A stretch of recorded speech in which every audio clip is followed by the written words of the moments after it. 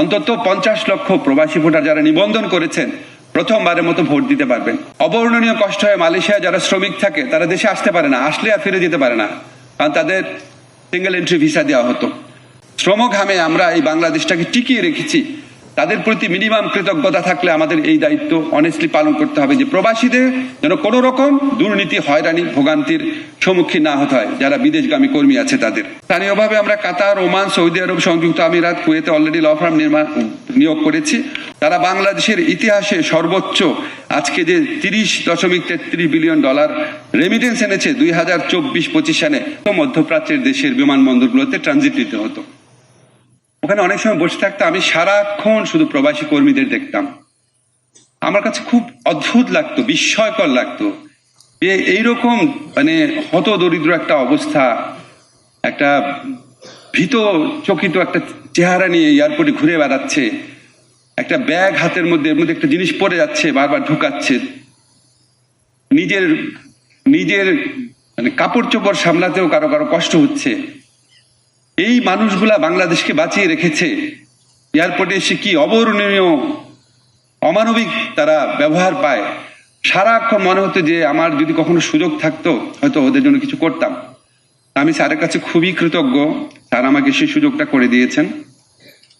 আমরা চেষ্টা করেছি, আমাদের এই সরকার দায়িত্ব গ্রহণ করার পর স্যার কতগুলা অসাধ্য সাধন করেছেন। আপনারা যারা ইন্টারন্যাশনাল ল জানেন তারা জানেন যে মধ্যপ্রাচ্যের দেশগুলোতে আইন কত কঠোর।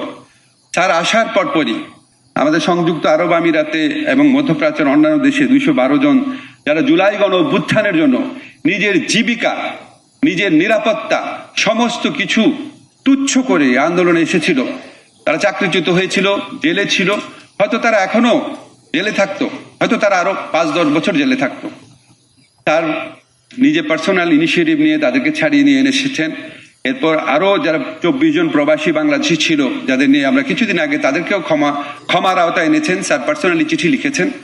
স্টাইল হোক রুচিশীল, পরিচয় হোক রাজকীয়, e commerce platform palace of classy, যেখানে ফ্যাশন মেলে আত্মবিশ্বাসে। শীতের হুডি হোক বা গরমের আরাম, আমরা আছি আপনার পাশে। 100% অরিজিনাল প্রোডাক্ট, দেশের যে কোনো প্রান্তে, ফ্রি হোম ডেলিভারি। অর্ডার করতে ইনবক্স করুন এখনই। Palace of classy, B classy, be confident. আমি আপনাদের একটা জিনিস বলতে পারি যে আমার মনে হতো যে আমাদের অনেকের প্রবাসীদের প্রতি অনেক ভালোবাসা আছে। তার সাথে যখন কথা বলি মনে হয় যে এত ভালোবাসা নিয়ে উনি প্রবাসীদের কথা বলেন। যখন আমরা ইলেকশনে কথা বলি আমার মনে হয় প্রবাসীদের এটা জানা উচিত। সব সময় স্যার বলে যে প্রবাসীদের ভোটাধিকার দিতে হবে। অনেক কথা অনেক সরকার বলছে, এটা দিতে হবে।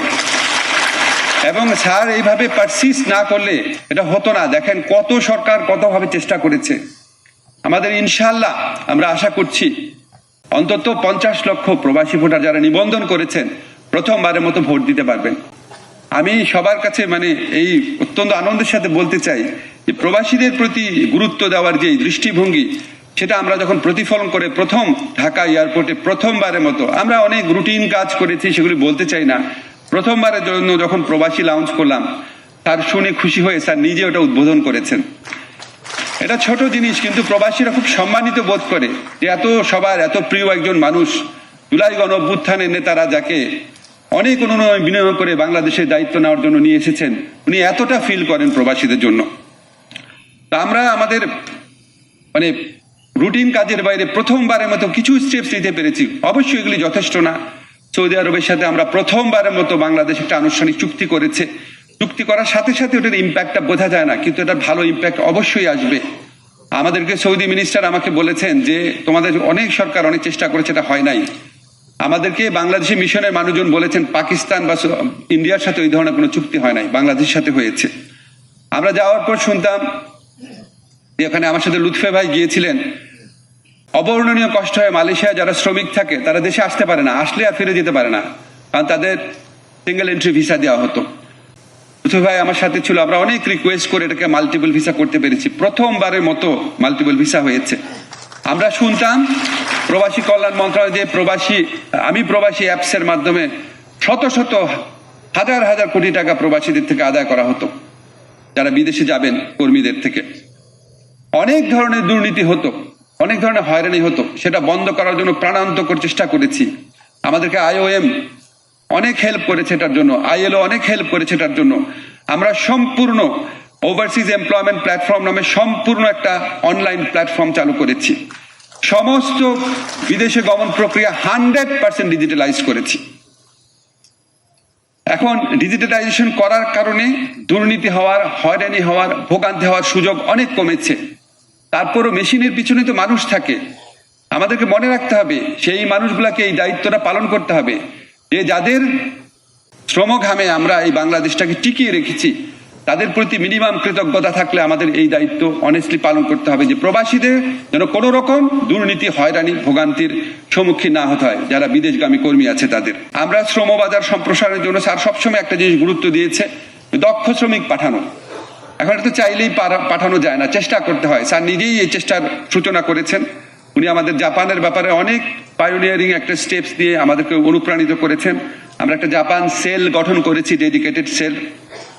সেটার আন্ডারে যতগুলো সেন্ডিং অর্গানাইজেশন আছে, জাপানি ভাষা প্রশিক্ষণ ইনস্টিটিউট আছে, টিটিসি আছে, পরীক্ষা কেন্দ্রগুলো আছে, সবগুলোকে একক কাঠামোতে আনা হয়েছে।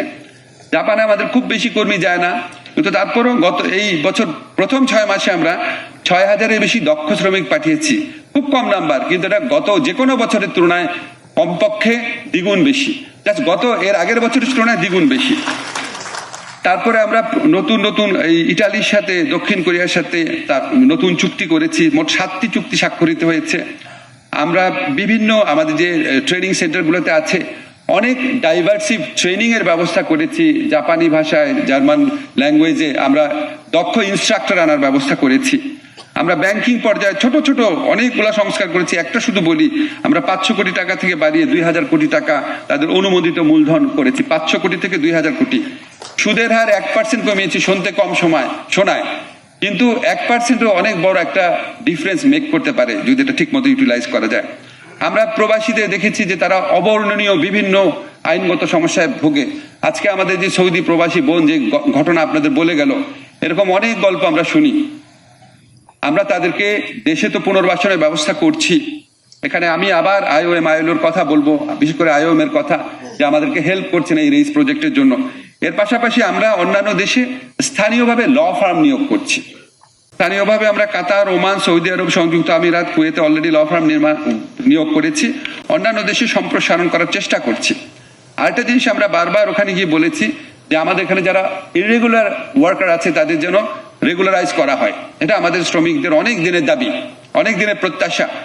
আমরা ইতিমধ্যে দ্বিপাক্ষিক আলোচনার মাধ্যমে সৌদি আরব, জর্ডান, ইরাক এবং ওমানে অনিয়মিত যারা নারী শ্রমিক আছে তাদেরকে নিয়মিত করার ব্যবস্থা করেছি, কোন রকম কম্পেনসেশন, পানিশমেন্ট ছাড়া।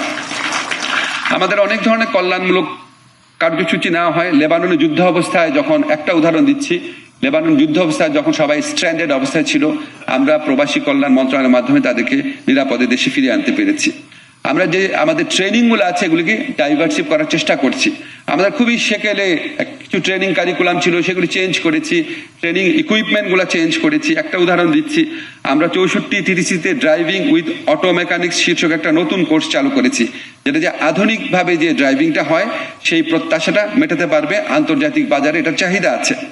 আমরা টিটিসি গুলোতে 13টা টিটিসিতে N4 এবং N5 পর্যায়ে জাপানি এবং জার্মান ভাষায় 6 মাস মেয়াদী হাইব্রিড কোর্স চালু করেছি। অনেকে আছে যারা প্রশিক্ষক, তারা বাইরের থেকে প্রশিক্ষণ দিতে চায়। বাংলাদেশের মানুষ হয়তো জার্মানিতে আছে, খুব ভালো প্রশিক্ষণ দিতে চাচ্ছে, বাইরের থেকে দিচ্ছে। যা করেছি তা মোটেও যথেষ্ট না, আর অনেক কিছু করার ছিল, কিন্তু আমাদের চেষ্টার কোনো ঘাটতি ছিল না। আমরা চেষ্টা করেছি এবং আমাদের চেষ্টার বিনিময়ে আমরা প্রবাসীদের থেকে যে রিটার্নটা পেয়েছি এই জুলাই গণঅভ্যুত্থানকালী সরকারের প্রতি, এটা অবিস্মরণীয়। তারা বাংলাদেশের ইতিহাসে সর্বোচ্চ আজকে যে $30.33 বিলিয়ন রেমিটেন্স এনেছে 2024-25 সালে, বাংলাদেশের ইতিহাসে এটা সর্বোচ্চ। এখন এত কিছুর পর আমাদের যে চ্যালেঞ্জগুলো রয়েছে সেটাকে আমরা পুরোপুরি রিজলভ করতে পারি নাই। আমাদের এখন পর্যন্ত 2টা বড় চ্যালেঞ্জ রয়েছে। পুন্ডির যে চ্যালেঞ্জটা সেটা অনেকাংশে কমেছে। আমাদের সরকারের প্রতি ভালোবাসা থেকে আমাদের প্রবাসী ভাই বোনরা আমাদের রেগুলার চ্যানেলেই টাকা পাঠাচ্ছেন, ব্যাংকিং চ্যানেলের মাধ্যমে। কিন্তু এই যে মধ্যস্বত্বভোগীরা যে আপনার প্রবাসী কর্মীদেরকে চাকরি দেওয়ার কথা বলে নিয়ে যাচ্ছে, আমাদের বোন বলেছেন কি অবর্ণনীয় পরিস্থিতির সম্মুখীন হতে হয়। এগুলি জিনিস চেঞ্জ করার জন্য আমরা অনেক আইনগত পরিবর্তন করেছি, সাব এজেন্টদেরকেও জবাবদিহিতার আওতায় আনার ব্যবস্থা করেছি। যাদের বিরুদ্ধে কমপ্লেইন রয়েছে, আপনারা বেশি করে জানেন যে মালয়েশিয়ান সিন্ডিকেট, তাদেরকে আমরা সম্পূর্ণ ডিলিস্টিং করেছি। আমরা মালয়েশিয়ার ক্ষেত্রে অনেক কমপ্লেইন শোনা যায় সিন্ডিকেটের, আমরা স্ট্রংলি বলেছি আমরা সিন্ডিকেট হতে দিব না।